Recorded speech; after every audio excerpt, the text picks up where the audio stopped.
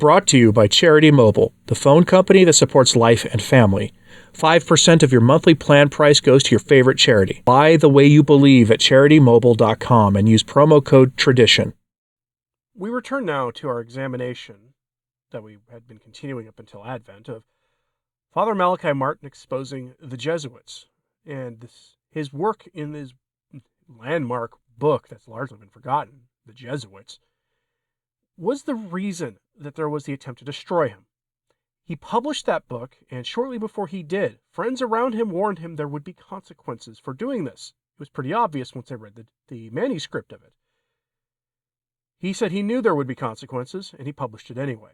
And after that, all the evil things you hear about Father Malachi Martin, all of which have been debunked, by the way, but that doesn't matter to his detractors, that started being released. And you could play a sort of 7 degrees of Kevin Bacon with this, except this would be 7 degrees of the Jesuits.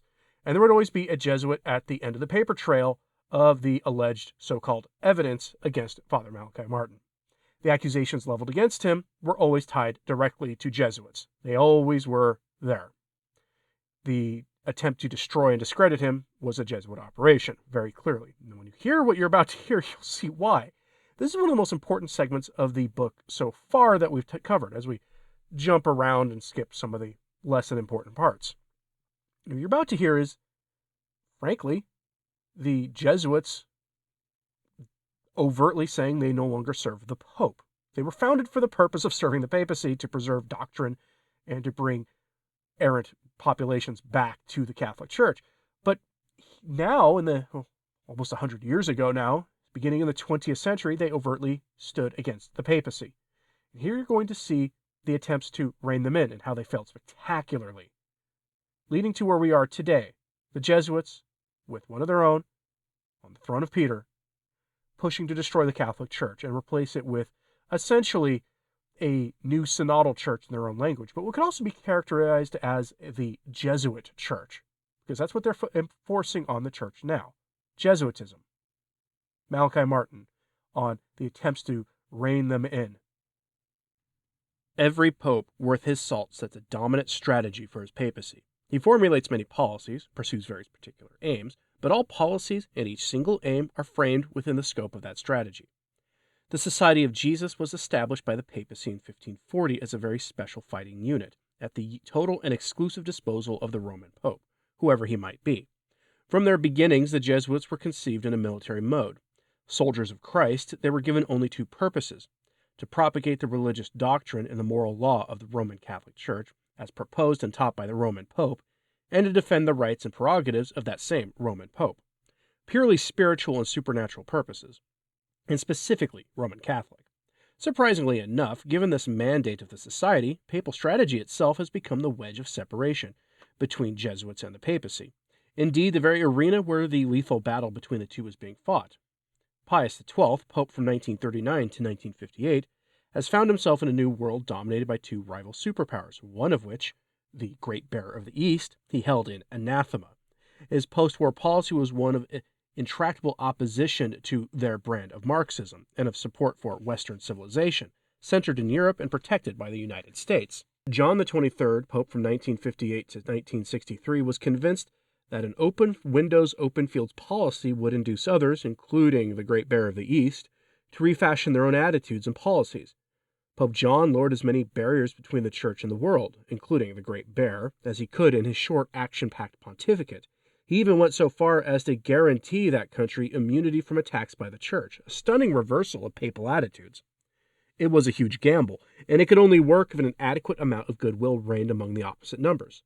The gamble failed.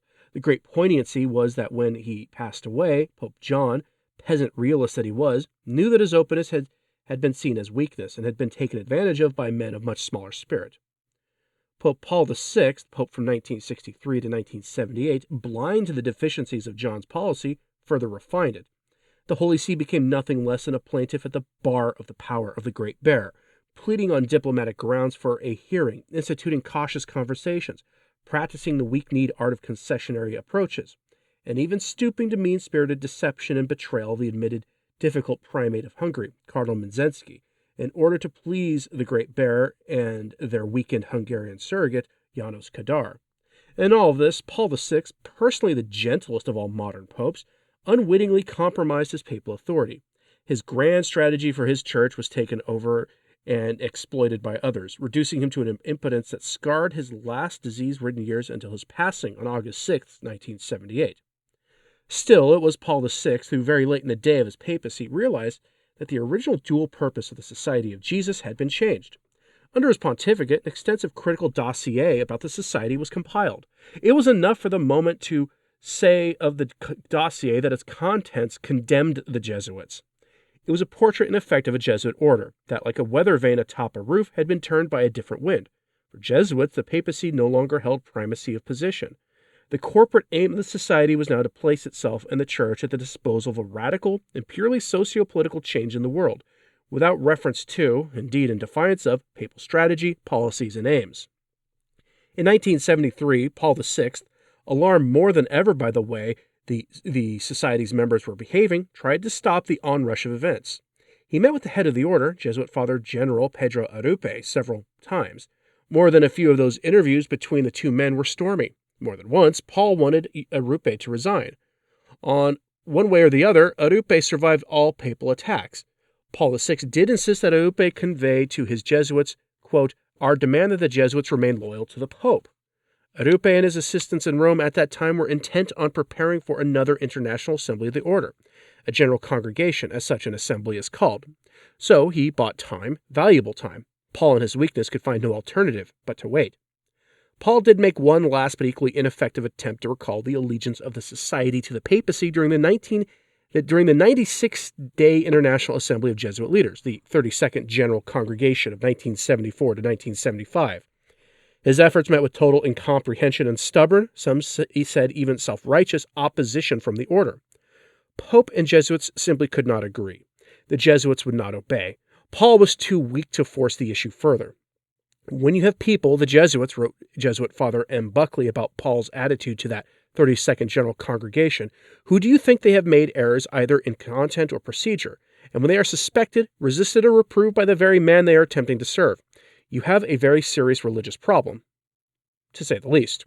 Cardinal Albino Luciani of Venice was elected to succeed Paul VI on August 26, 1978. Even before he became Pope, he had apparently made up his mind unfavorably about the society. And apparently the society had already made up its mind about Pope John Paul I. No sooner had he been elected than the Jesuits asserted themselves. Father Vincent O'Keefe, the most prominent of the four general assistants to Arrupe, and the one being prepared to succeed Arrupe one day as Father General of the Order, told a Dutch newspaper in an interview that the new pope should reconsider the church's ban on the sacrifice to Moloch, the James Martin sin, and the priesthood for women. The interview was published. Pope John Paul I was incensed. This was more than contempt. It was an assertion that the Society of Jesus knew better than the Pope what morals Catholics should practice, and it was an assertion that the Society had the authority to speak out. That is, it was a direct appropriation of the authority that belonged exclusively to the papacy. John Paul I summoned Arrupe and demanded an explanation. Arrupe humbly promised to look into the whole matter, but John Paul could read the handwriting on the wall as clearly as any pope. On the basis of Paul VI's critical dossier, and with the help of a very experienced old Jesuit, Father Paolo Dezza, who had been confessor to Pope Paul VI and now was John Paul I's confessor, the Pope composed a hard-hitting speech of warning. He planned to deliver it to the International Assembly of Jesuit Leaders and Father General Arrupe at another of their general congregations, to be held in Rome on September 30th, 1978. One of the striking features of his speech was John Paul I's repeated reference to doctrinal deviations on the part of Jesuits. Quote, "Let it not happen that the teachings and publications of Jesuits contain anything to cause confusion among the faithful." Doctrinal deviation was, for him, the most ominous symptom of Jesuit failure. Veiled beneath the polished veneer of its graceful Romanita, that speech contained a clear threat. The society would return to its proper and assigned role, or the Pope would be forced to take action. What action?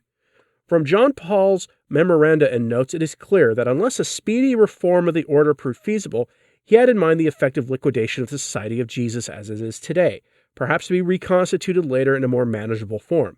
John Paul I had received the petitions of many Jesuits, pleading with him to do just that.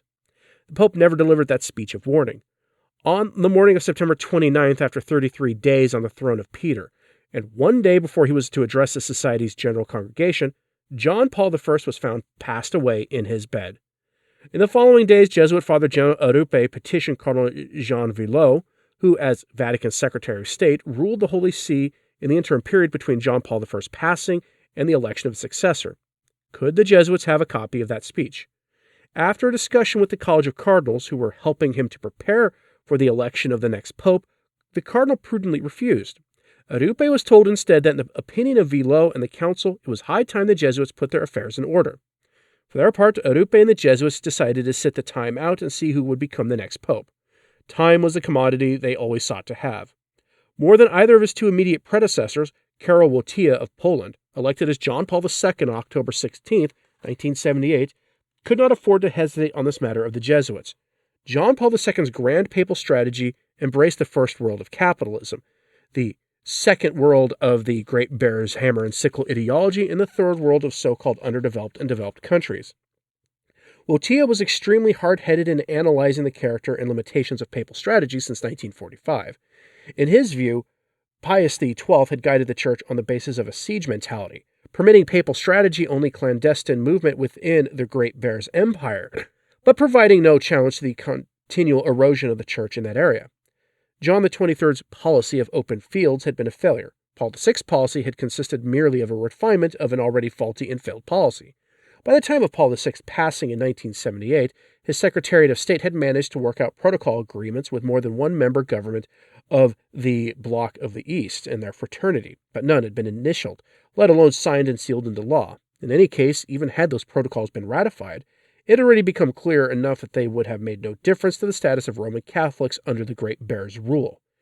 In John Paul II's analysis, as long as the so-called first, second, and third powers were locked in the glacial chill of superpower rivalry unendingly fueled by the face-off between the hammer and sickle Leninists and rigid capitalism, there would be not the faintest hope in earthly terms that anything would be salvaged, that any battle would be won or any solution found for the dangerous dilemma of the nations. The situation would only disintegrate slowly but inevitably, possibly leveling civilization, as men have known it in the last quarter of the 20th century, and reducing human history to a long, inflicted sleepwalk until the end of the human night. Wojtyła judged the time ripe for completely different tack than Pius, John, or Paul had taken before him. He would be a muscle approach, where Catholics constituted majorities or sizable minorities in closed societies. There they should lay claim to the socio-political space that was rightfully theirs, make an assertion of their rights, in other words, on the basis that their very presence as Roman Catholics would be enough to make such self-assertion stick. As Cardinal Archbishop of Krakow in Poland, Wojtyła had already sharpened his wits in devising strategy whereby such Catholic majorities and minorities as he had in mind could lay claim to their rights, yet he had not run afoul of the totalitarian, unscrupulous military control characteristics of the hammer and sickle governments. John Paul's muscle approach did not rule out dialogue and discourse with the Great Bear and their surrogates. On the contrary, but it would be a totally different sort than John XXIII or Paul VI had carried out. And in fact, no world leader today has personally spoken to their leaders as often and as directly as John Paul II, starting from the very beginning of his pontificate. He received their prestigious and many-lived Andrea Gromyko on January 24, 1979, barely more than 3 months after his papal election. That was but the first of 8 personal meetings between this pontiff and Gromyko between 1979 and 1985. His telephone conversations with Eastern Europe and in that country are the pontiff's own business. Let it merely be said that they take place. If you are one of the oppressed peoples of that country, and if you speak their language in addition to 2 or 3 other Eastern European languages, if you are Pope and if you are Karol Wojtyła, the power brokers wish to speak to you. It would be essential to John Paul II's muscle strategy that he provide and successfully impose a new leadership for the world, fueled exclusively and unimpeachably by moral and spiritual motives. In order to have a hope of succeeding in so bold and so radical a strategy, John Paul II would have to demonstrate such leadership as he was proposing in 2 key areas. His supreme authority in doctrine and morality would have to be vindicated and reasserted within his worldwide church, and a concrete example would have to be forthcoming of what such leadership could provide by way of solution to the international dilemma. Hence, the 2 most visible lines of John Paul's papal activity were his worldwide trips and his careful guidance to the Solidarity movement in Poland.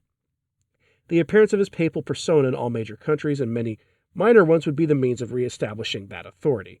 And if the Solidarity movement achieved freedom of economic and cultural action under the aegis of the hammer and sickle in Poland, then both the followers of that ideology and capitalists would have a ready example to show that doctrine or politics need not result in servitude or poverty or devastating militarism. This was the dream. Hard-headed certainty in strategy, but still the dream. And it put this pope immediately at loggerheads with the worldwide powerful Society of Jesus. In the next installment, we'll probably pick up with where John Paul II was attempting to rein them in.